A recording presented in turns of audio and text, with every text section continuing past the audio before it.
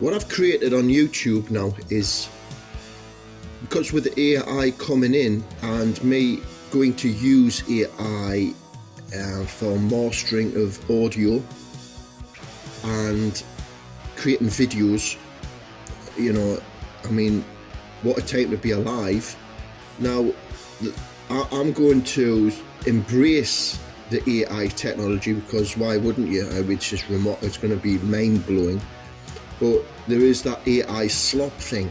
So I am completely aware of how easy it's going to be to create, for anybody to be able to create their own life story in a movie, with a prompt.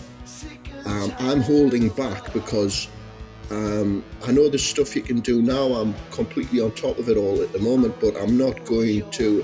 It's like, if you start forking out money for stuff, and then a month later it's coming up free somewhere else. But I envision and I follow this stuff, so I know what will be basically just free as part of whatever sort of package you're with online, or it might be just free anyway.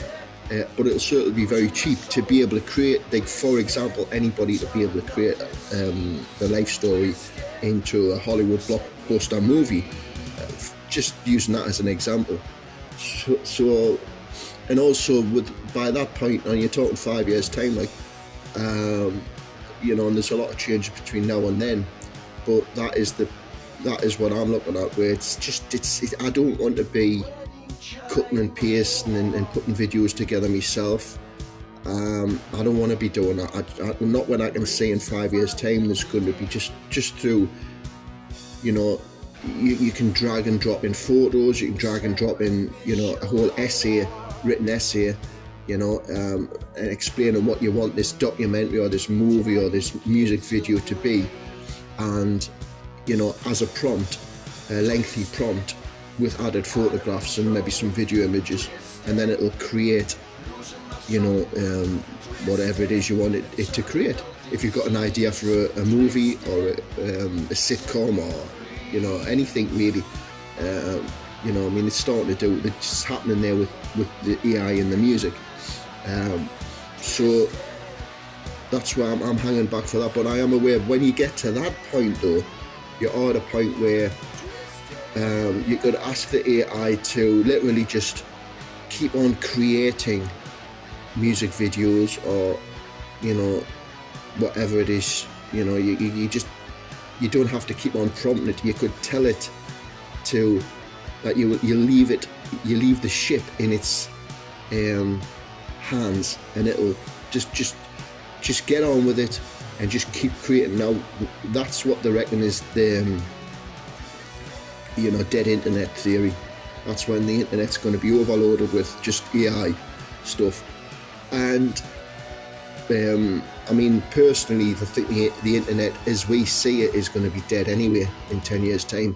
It's basically, the internet was and always was the android's brain, so you're not going to need, there'll not be the internet, there'll not be like Google, there'll not be any of this. You just talk to your robot and it'll give you all the information, or it'll have all the answers, something like YouTube, which is a disaster, it's complete woke, I'll not go too political in it, but a complete casino, they've tried to bring in the algorithms and all the rest of it. It's completely corrupt, it's completely failed, it's a disaster, right? Everybody knows that. Everybody's losing views, everybody's losing subscribers. You've got people on 200,000 subscribers just thrown in the towel because it's just, what's the point, I do my channel, the Rob Redhead Archives, and this is what I'm getting to, is an archive of my music from the past. There's been some thoughts of my own personal, how I think and stuff from the past, and I'm still doing that now, and I'm still doing music now, but it's primarily because any song that I create now is history tomorrow. So, but I'm not as prolific and obsessed about songwriting as I was, so that's why I do a lot of covers now. because me work is out in the real world, like, you know, it's not on YouTube or anywhere on the internet. So you know, the Rob Redhead Archives is an archives, and I've created these other channels of all the bands, right? When there's not that many, there's, you know, the bands, you know, the bands that you know, and my projects, my own personal music projects. So say there's about, I think there's about 10 or something in all. Now what I've done is created individual YouTube channels.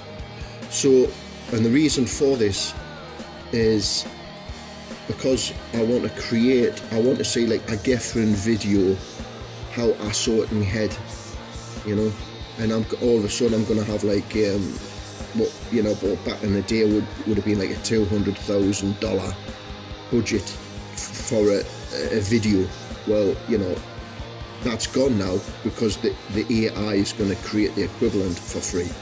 So, but it's still AI, and the music itself, all I'll be doing with my music, like 90% of the time, is mastering, audio mastering. I'm not going to be creating AI music. What's the point in that? You know, I'm confident and in what I've created. That is top draw at times in music songwriting, and you know, and it's real. So all I just want is mastering. But the visual stuff, I've always created bands. Geffen was in a way it was The Shapes, you know. Scarecrow Lane was Driftwood, you know. Argencast, yeah, sort of Atomcraft, but a different thing. You know, Redhead Horns was all, you know, just classic sort of, well, started off as sort of AC/DC type of thing. So I've always created that, and I've never had a problem with that. Again, everything for me always goes back to the 60s, you know, the Archies, Sugar, the Monkeys, you know.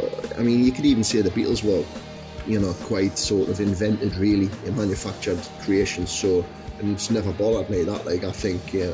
And I know the sort of, my favourite sort of band is the Byrds, and you had Elvis's session musicians, the Wrecking Crew, are all over the Byrd stuff, the early Byrd stuff anyway. So, you know, as a songwriter, I've never had a problem with manufactured stuff, because, you know, I can listen to like the Monkeys, you know, and it's, to me, those songs are as good as the Beatles stuff, you know, just equal, you know, not a problem. Because Neil Diamond, who was writing stuff before he became his own, you know, before he went out on stage himself, was obviously a genius songwriter. So it's all just, you know, wheels and roundabouts as far as I'm concerned, you know, it's just being creative. But Rob Redhead Archives and Rob Redhead, the musician songwriter, is that. The music is that. It's just going to have audio mastering on. But I don't want to put these creations on my Rob Redhead Archive because of the intense output that AI is going to be able to create, and I don't want that to be, you know, drowning out which I'm calling sort of raw data, which is the original bands and my original music. The world changed. COVID was the world as we knew it ended, you know, in 2020, in February 2020, and then, you know, you could see you'd probably say this year is the beginning of Star Trek, like the future. I think that just the COVID has just been a marker between the past and Star Trek, the future. And whether you like it or not, it's tough. It's here, you know, it's not going away. And, you know, I think the benefits of it all, you know, can be, you know, everybody likes sci-fi, everybody likes the future. You know, we're all fascinated about that. Well, you're either in or you're out, you know, and shake it all about. So, you know, I mean, I might just, well, I'm a little bit past it, like, but I think if I was like 20 years younger and it was all coming in, you know, you've got the option of becoming like the sort of Quakers, you know. There'll be a lot of that going on, and I think there'll be a lot of human beings going towards that. But anyway, the Rob Redhead Archives is raw data, so it's pre AI basically, and any new stuff that I do and any new stuff I put up, it'll have minimal AI stuff on it. Maybe a little bit of mastering on the audio.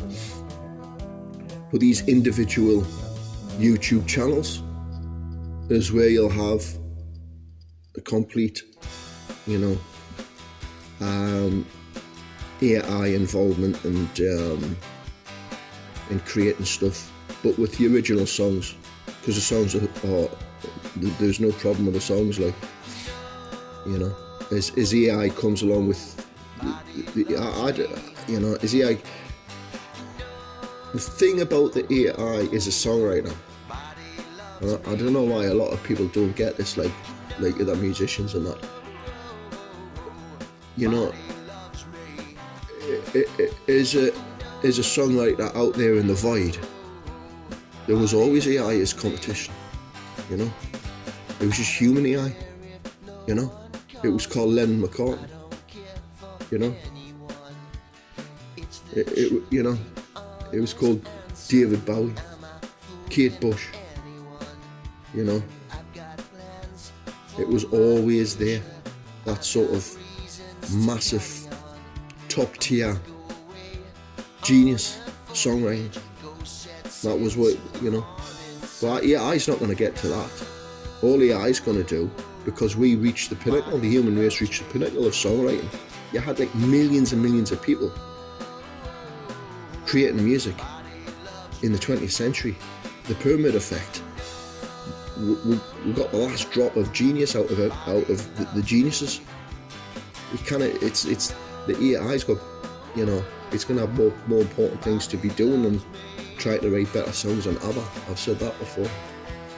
You know, so is a songwriter and a musician, you know, nothing's changed really. It's just, you know, nothing's changed. It's this, you know, and I don't think the AI is going to be anywhere near. Just make replicate, like you make it to a point where it's a great Beatles song, I've never heard that one before, but it's never going to be like, wow, I'm hearing Hey Jude for the first time. It's never going to be like that. You know, it may sound like that sounds like a variation of Hey Jude or something. You know, so different channels. I mean, I do all this just for me. This is just for me, like, you know. I mean, the internet as a whole has been a disaster for the music industry, and it's for the movie, where AI is destroying the movie industry. The little shops, you know, everything really. I mean, pretty much everything really. All I think about as a creative person, as I've spent all this time enjoying music in my life, creating these songs, that, you know, I think this technology is going to be a great creative tool for me, and, you know, hopefully in that process it doesn't destroy every living human being on the planet. I don't think it is. You know, why would it do that, you know? Surely it's just going to be good. I mean, let's put it this way. Couldn't get any worse, could it? Things couldn't get any worse. The state of the world's in. Now, that's it. As simple as that. Bosh, bosh, bosh. You're going to have your Shapes channel, your Driftwood channel, your Redhead Horns channel. So there's about 10 of them. And on this video, in the description, there is links to these. Click and links to these sites, there might be trailers or something like that on this channel with a link to the main channel, right? And that just keeps the separation. But I mightn't do that. It might be just, I mean, there might come a point where I just, with the Rob Redhead Archives, just hit, that's it then. That's the archives. I'll just draw the line now. And any other music I do, even new music, just goes onto these different sites. I may do that, you know, because that's still a kind of an archive. I just want to keep me past pure and clean of AI. I think that's important. I think a lot of people, a lot of creative people, musicians, songwriters are coming to this conclusion now, is where they want to keep things separate. And you know, the reason for that basically being, you know, as a songwriter, you know, and your music, even though the internet's a disaster and the internet goes into the brain of the android, you know, it's something that's forever really, as long as there's a physical planet Earth. So yeah, I always think of it as digital archaeology, you know. Who was this guy who existed, you know, who wrote all these great songs and got a doodle-doo, must be time to get up. And you know, I think society ages like a fine wine. You know, the longer things go, people take you for granted. They take your music for granted. They take your creativity for granted. Everything, you know. But my thing is always the future. People will have a great interest in my creativity and other people's creativity in the future. So this is why I sort all this out. So links in the description below on this video, and there'll be another video like this. This is the one that points to them channels, and that's the end of it.